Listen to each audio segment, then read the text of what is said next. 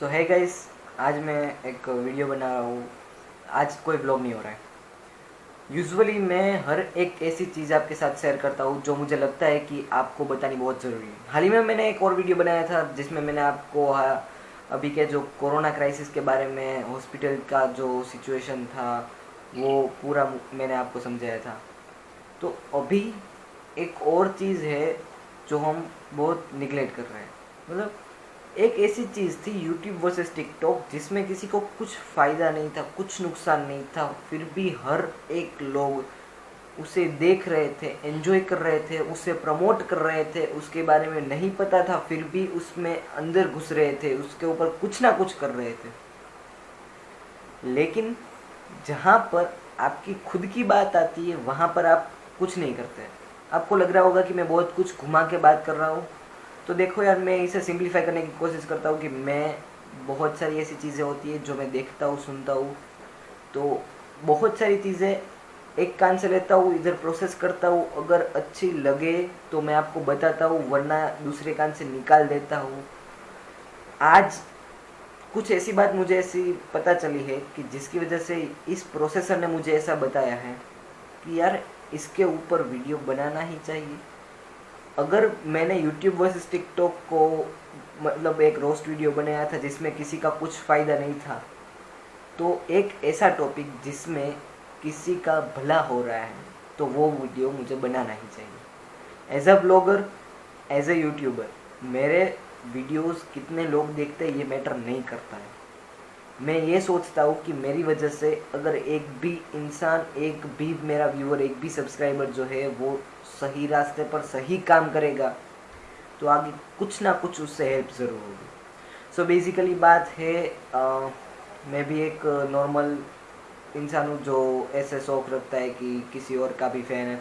तो बेसिकली मैं यूट्यूब चलाता हूँ, तो मेरा मतलब ब्लॉगिंग का इंस्पिरेशन जो है वो गौरव तनेजा है। मैंने आपको पहले भी बताया है, वो ही मेरे गुरु है। तो मैंने उसे सब्सक्राइब किया है, मैं उसका बहुत बड़ा फ़ैन भी हूँ। तो आज ही उसका एक नया वीडियो रिलीज़ हुआ, 27 मिनट का लॉन्ग वीडियो है। आप प्लीज़ उसे जाके देखें, मैं डिस्क्रिप्शन बॉक्स में उसके लिंक दे दूँगा। वो वीडियो आपको लगेगा कि थोड़ा लॉन्ग है, ये है वो है, प्लीज़ एक बार ज़रूर देखें। थोड़ा सा टाइम आपका लेगा लेकिन उसमें बहुत मतलब आप सोचिए, आपको जब बिहाइंड द सीन्स किसी बड़ी चीज़ का पता लगता है तो क्या होता है। मतलब उसमें भी बहुत सारी चीज़ें रिवील हो रही है। तो ऐसी चीज़ें होती है, मतलब मैं किसी कंपनी में काम कर रहा हूँ तो उसकी बात जो होती है वो मुझे पता होती है, आपको नहीं पता होती है। तो अगर मैं उसकी बात बता रहा हूँ तो वो किसी को नहीं पता होती है, वो सीक्रेट होती है। तो वही बात उसने उसमें की है। तो मैं चाहता हूँ कि आप पहले पूरा उसका वीडियो देख ले ताकि मेरा वीडियो जो है आपको मैक्सिमम समझ में आ जाए। तो बेसिकली बात यह है कि उसका वीडियो देखने के बाद कई घंटों तक मैं मतलब सच में मतलब शॉक, मतलब पूरा, मतलब मैं कभी सोच भी नहीं सकता था ऐसा मैंने उस वीडियो में जाना। ऐसी मतलब बातें कुछ ऐसी थी जो मैंने जानी। उसके बाद बहुत समय तक मैं अपसेट था, कितने घंटों तक, आज पूरे दिन। आज जब वीडियो आया तब देखा, उसके बाद अभी रात हो चुकी है, अभी मैं अपसेट हूँ। अब भी उसी के ख्याल आ रहे हैं, मैं उसी के बारे में सोच रहा हूँ, पता नहीं क्यों। लेकिन जो भी है आज मैं आपको बताऊँगा। और उससे पहले एक डिस्क्लेमर कि ये जो मैं पूरी बातें कर रहा हूँ ये मेरा ओवरव्यू है, ये मेरा ओपिनियन है। इससे मैं ये नहीं कहना चाहता कि मेरे पास 100% प्रूफ है और मैं ये ठोस कॉन्क्रीट प्रूफ के साथ कह रहा हूँ। लेकिन जो भी कह रहा हूँ मैं वो मेरे लॉजिक से कह रहा हूँ। और मुझे पता है कि ऐसा वीडियो बनाना मतलब क्या होता है, डेंजर होता है, प्रेशर आता है, बहुत सारी ऐसी चीज़ें होती है। और मतलब मैं जब पॉइंट की शुरुआत करता हूँ तभी से मेरे दिमाग में एक चीज़ आती है कि क्या क्या मेरे डिसएडवांटेजेस और क्या पॉइंट जो है वो बद से बदतर हो सकते हैं मेरे साथ। लेकिन आज मुझे उसका डर नहीं है। अगर आज इस वीडियो की वजह से कुछ भी हुआ तो मुझे पता है ज़्यादा से ज़्यादा क्या होगा, मेरे इस वीडियो को टेक डाउन किया जाएगा, मुझसे माफ़ी मंगवाई जाएगी, या फिर उससे भी ज़्यादा अगर समझ ले तो मेरी ये चैनल जो है डिलीट करवा देंगे। मुझे उसका कोई डर नहीं है, कोई बात नहीं। लेकिन ये बात जो है मुझे पहली बार ऐसा लगा कि यार हर एक इंसान के तक ये बात पहुंचनी ही चाहिए। हम अभी कोरोना क्राइसिस में फंसे थे, तब ऑब्वियसली कोई बाहर का जो आउट ऑफ स्टेट रहता है, पढ़ाई करता है, कुछ भी है, वो अगर अपने घर पर नहीं जा पा रहा है और उसके बाद जब अनलॉक हुआ तब वो अपने घर जा रहा है, तो वो बस, ट्रेन और प्राइवेट व्हीकल से ज़्यादा प्रीफर करेंगे फ़्लाइट्स। क्यों? क्योंकि वो सेफ़ है, उसे अच्छे से मेंटेन किया जाता है, उसमें सब कुछ अच्छी तरीके से सैनिटाइज किया जाता है, उसमें आपको कोरोना होने का डर कम रहता है, उससे आपको एक सेटिस्फेक्शन मिलता है अंदर से कि चलो हम अगर फ़्लाइट में जाएंगे तो इससे अच्छा बेटर वे अभी इस कोरोना की क्राइसिस में नहीं हो सकता है। अगर आप ट्रेन में जाएंगे, बस में जाएंगे, तो वो सेफ़ नहीं है उतना। आप थोड़ा सा ज़्यादा पैसे देकर अपने आप को सेव करना चाहते हैं, लेकिन आपको नहीं पता होता है कि जब आप ज़्यादा पैसे देते हैं तो वहाँ पर क्या होता है। सेफ्टी के नाम पर जो कुछ भी आपको मतलब लगता है वैसा कुछ नहीं होता है। बेसिकली मैं इस वीडियो में जो गौरव तनेजा ने पॉइंट्स कवर किए हैं वो मैं वापस से रिपीट नहीं करने वाला हूँ, क्योंकि ये वीडियो ऑलरेडी मुझे पता है मेरे हिसाब से बहुत लंबा होने वाला है। तो वो पॉइंट्स आपको अगर जानने हैं तो प्लीज़ उसके वीडियो पर देख लीजिए।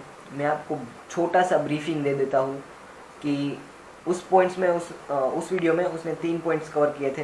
पहला कि जब आप सिक होते हैं तो आपको लीव नहीं दी जाती है, आपको कहा जाता है कि आप आज के बदले अगले ऑफ जब होगा, आपका हॉलीडे होगा, तब आपको वर्क करना होता है। और सेकेंड पॉइंट ये जो मैंने आपको बताया कि कोरोना हो रहा है अभी, तो उसे प्रिवेंट करने के लिए इसे जो प्रिकॉशंस लेने चाहिए वो कितने नहीं ले रहे। और थर्ड पॉइंट जो है वो थोड़ा टेक्निकल है, जैसा कि उस वीडियो में बताया गया था। अगर कोई भी एयरलाइंस अपने पैसेंजर और अपने कॉस्ट को सामने तुलना करती है ना, अगर वो लोग सोचते हैं कि हमें प्रॉफिट ज़्यादा करना है या पैसेंजर की सेफ्टी ज़्यादा करनी है, तो आप सोच सकते हैं कि वो एयरलाइंस कितनी घटिया होगी कि वो लोग अपने पैसेंजर की सेफ्टी के सामने अपने प्रॉफिट को सोचकर उसकी तुलना कर रहे हैं, उसको कंपेयर कर रहे हैं, अपने प्रॉफिट को और पैसेंजर की सेफ्टी को। यार ये सेफ्टी कोई छोटी मोटी बात नहीं होती है। अगर यहाँ पर कुछ भी होना है ना तो छोटा नहीं होगा, यहाँ पर जो होगा सो बड़ा ही होगा। अगर कोई दुर्घटना होनी है तो इतनी सी नहीं होगी। बेसिकली मैं सिर्फ इतना बताना चाहता हूँ, जो पॉइंट 1 है, आपको हॉलीडे नहीं दिया जाता है, जैसा कि उसमें बताया था कि आपको हॉलीडे की बजाय उस दिन को लीव दी जाती है और उसके बाद आपका जब नेक्स्ट हॉलीडे होता है उस दिन आपको वर्क करना पड़ता है। उसकी वजह से क्या होता है, पायलट में स्ट्रेस ज़्यादा होता है।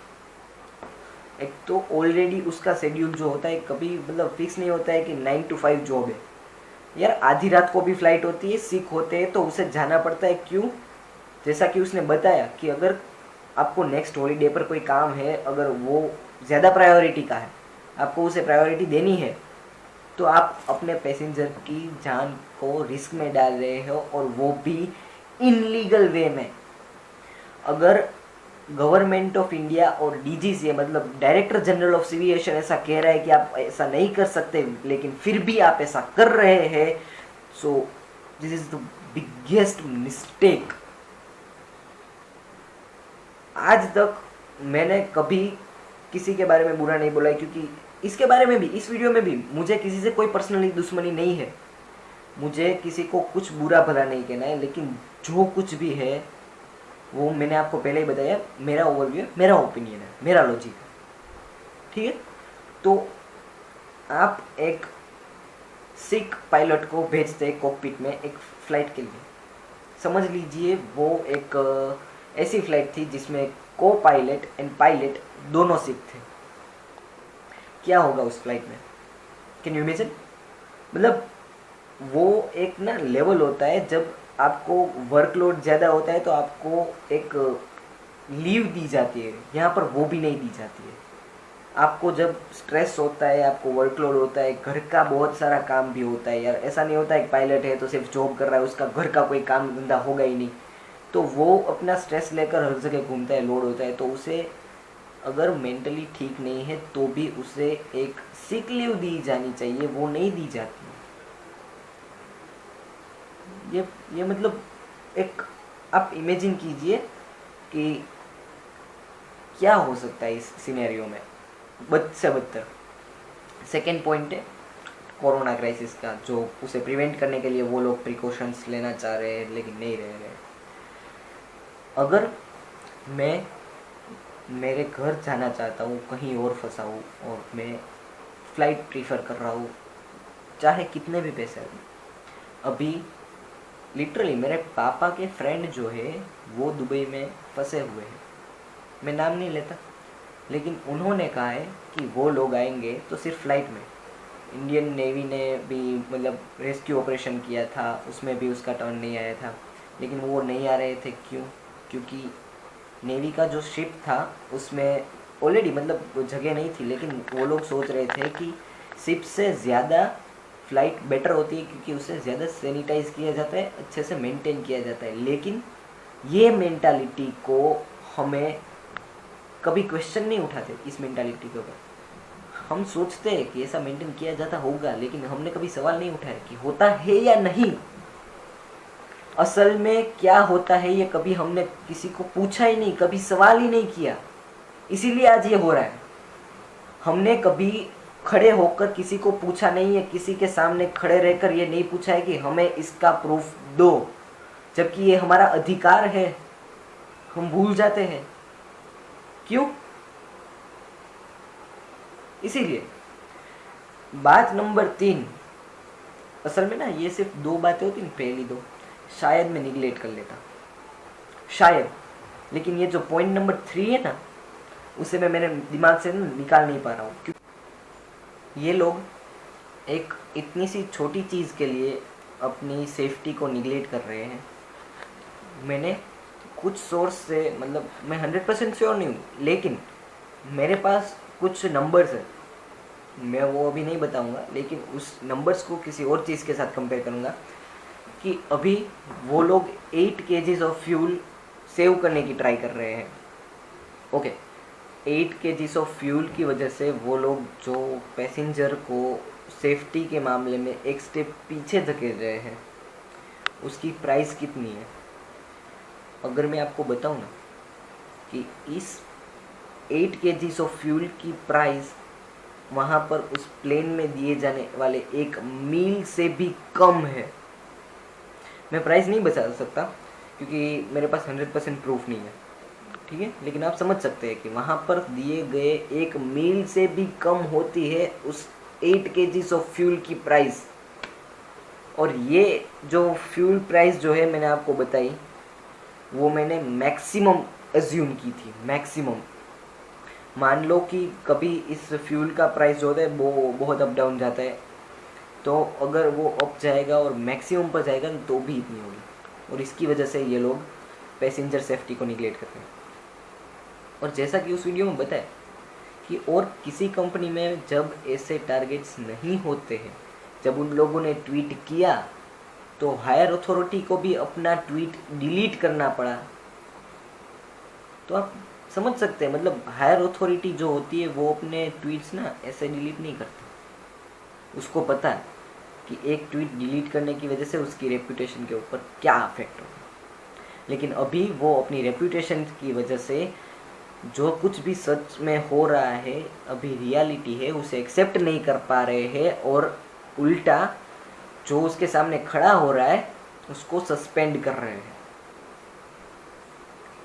ये 3 पॉइंट।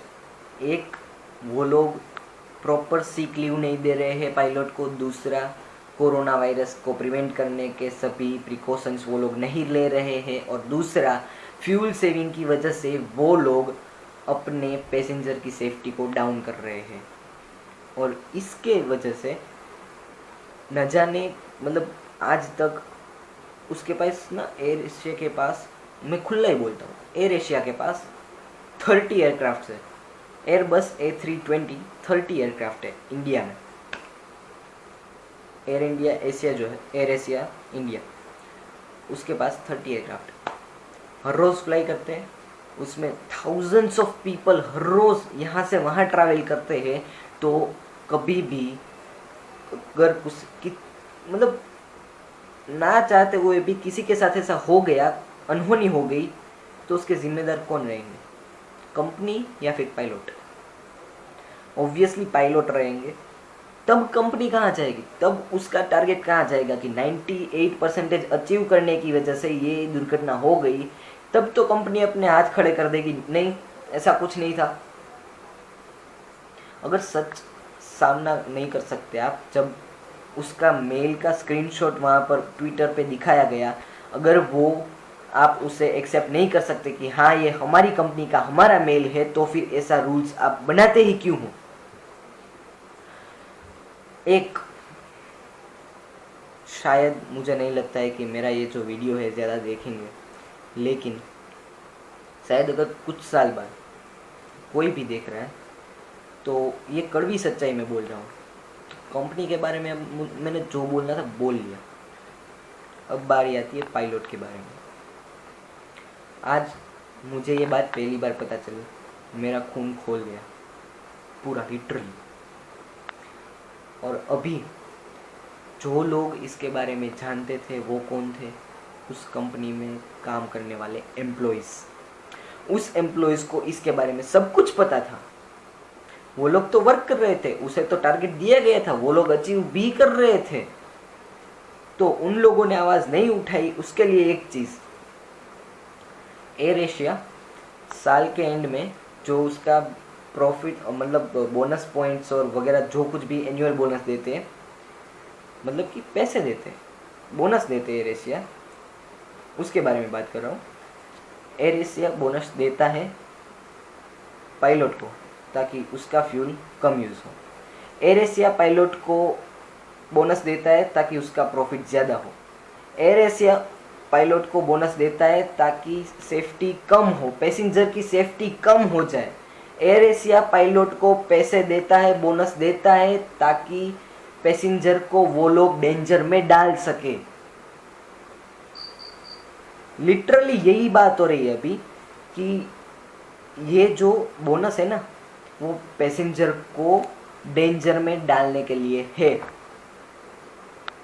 और एक लाइन, मुझे नहीं पता है जो भी ये वीडियो देख रहा है उसे सही लगे या गलत लगे, मुझे कोई फ़र्क नहीं पड़ता है, लेकिन जो भी ये बोनस लेकर इसके सामने खड़ा नहीं हो रहा है ना, वो ये रिश्वत ले रहा है। वो रिश्वत ले रहा है अपने पैसेंजर्स को डेंजर में डालने के लिए। वो पायलट जो बोनस के वजह से हर बार फ्लैप 3 में लैंडिंग करता है, फ्यूल सेव करता है, कंपनी की वजह से, उसका टारगेट, उसके बोनस की वजह से, उसको ज़्यादा पैसे चाहिए उसकी वजह से, वो रिश्वत है। वो एक और बार कराची एयर क्रैश को रिपीट कर सकता है या फिर कोई और भी, मतलब मैं उस एयर क्रैश के बारे में कुछ नहीं कहना चाहता, मतलब उसका अभी कुछ सर्टन रीज़न नहीं आया है, लेकिन मैं कहना चाहता हूँ कि इतनी बड़ी दुर्घटना भी वापस हो सकती है इस रिश्वत की वजह से। मैं लिटरली यहाँ पर रिश्वत वर्ड यूज़ कर रहा हूँ, चाहे कोई भी हो। चाहे ना अगर ये मेरे पापा के साथ भी हो रहा होता ना, अगर मेरे पापा भी इस एनुअल बोनस को लेकर उसके सामने खड़े ना होते ना, तो मैं मेरे पापा के सामने भी खड़ा हो जाता कि नहीं पापा देखो आप जो कर रहे हो ये गलत है। अगर आपको एनुअल बोनस नहीं मिला तो क्या होगा, हम कोई बात नहीं, थोड़ा सा पैसा कम मिलेगा, बट देखो कुछ जिम्मेदारी होती है। कैप्टन बनना कोई इजी बात नहीं होती है, पायलट बनना मतलब वो एक वेरी सीरियस प्रोफेशन होता है, वो जिम्मेदारी वाला काम होता है। अगर आप मान लो कंप्यूटर पे बैठे बैठे कुछ भी किसी भी कंपनी में काम कर रहे हो, गलती हो जाएगी तो किसी की जान नहीं जाएगी। यहाँ पर पीछे जितने भी पैसेंजर है उसकी जान की आपके हाथ में है सेफ्टी, उसकी सेफ्टी जो होती है वो आपकी जिम्मेदारी होती है।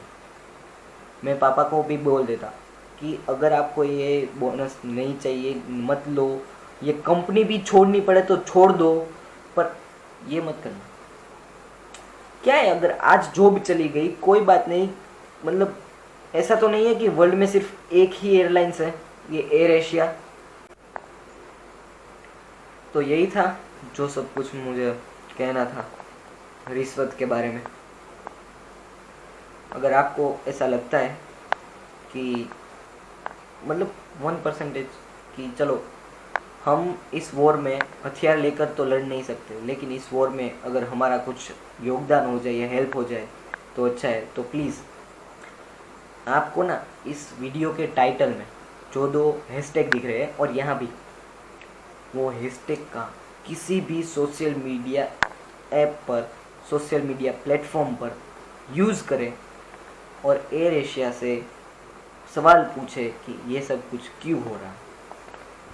अगर हम सवाल नहीं पूछेंगे ना तो ये ऐसे ही चलता जाएगा। मतलब हम सबको पता है, मुझे भी पता है कि आज मैं सवाल कर रहा हूँ, क्यों कर रहा हूँ, क्योंकि एक इंसान खड़ा हुआ, उसने वीडियो बनाया, उसने सच्चाई सबके सामने लाई, तो मैं आज वीडियो बना रहा हूँ। अगर वो खड़ा नहीं होता तो कोई नहीं होता। तो समझ लीजिए आप खड़े होएंगे तो आपकी वजह से भी बहुत सारे लोग ऐसे होंगे जो खड़े होंगे।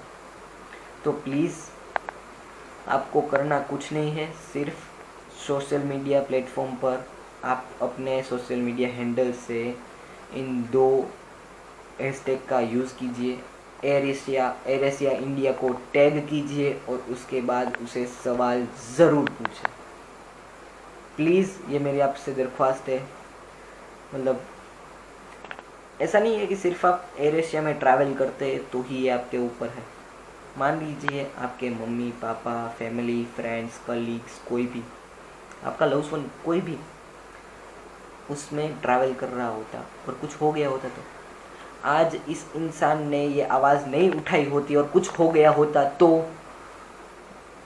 हम अपने आप को कभी माफ़ नहीं कर पाते। इसीलिए इस एक बंदे की वजह से हमें एक अपॉर्चुनिटी मिली है कि हम इस चीज़ का सामना कर पाए, इसे ठीक कर पाए। तो प्लीज़ इसे वेस्ट ना करें, ये किसी के लाइफ का सवाल भी हो सकता है। प्लीज़ एक हेल्प कर दीजिए। सभी को पता है कि सच्चाई के सामने खड़े होना मतलब बहुत कठिन होता है, लेकिन जब सब एक साथ मिलकर खड़े रहते हैं ना, तो बड़े से बड़ा भी झूठ होता है ना, मतलब कितना भी बड़ा झूठ हो, उसे झुकना पड़ता है। तो बस यार इतनी हेल्प कर दो, उसी में बहुत ज़्यादा है। ये वीडियो थोड़ा सा लंबा हो गया, लेकिन मुझे जो कुछ भी आपको बताना था मैंने इस वीडियो में कवर कर लिया है। तो आई थिंक सो कि आपको सब कुछ समझ आ गया होगा। अगर इसकी वजह से आपको थोड़ा सा भी हर्ट हुआ हो या मैंने कुछ भी गलत बोला हो तो आई एम रियली सॉरी। मतलब ये मेरा लॉजिक था, जो कुछ भी बताना था वो, तो जो कुछ भी था यहाँ पर था। So thank you very much for watching this video. और अगर हेल्प हो सके तो इस वीडियो को शेयर कीजिए और हर एक बंदे तक इस वीडियो को पहुँचाए। अगर मेरा नहीं पहुँचा पाए ना कोई बात नहीं, मुझे व्यूज़ नहीं चाहिए, लेकिन ना उस गौरव तने जाके उस वीडियो को ज़रूर शेयर कीजिए। उस वीडियो को इतना शेयर कीजिए ना कि उस एयरलाइंस, तो क्या दुनिया में कोई भी एयरलाइंस ना ऐसा करने की सोच भी ना पाए अपने पैसेंजर्स के साथ। ठीक है, इतना कर दो यार, बस यार। Thank you very much for watching this video. I am Devjogia, signing of.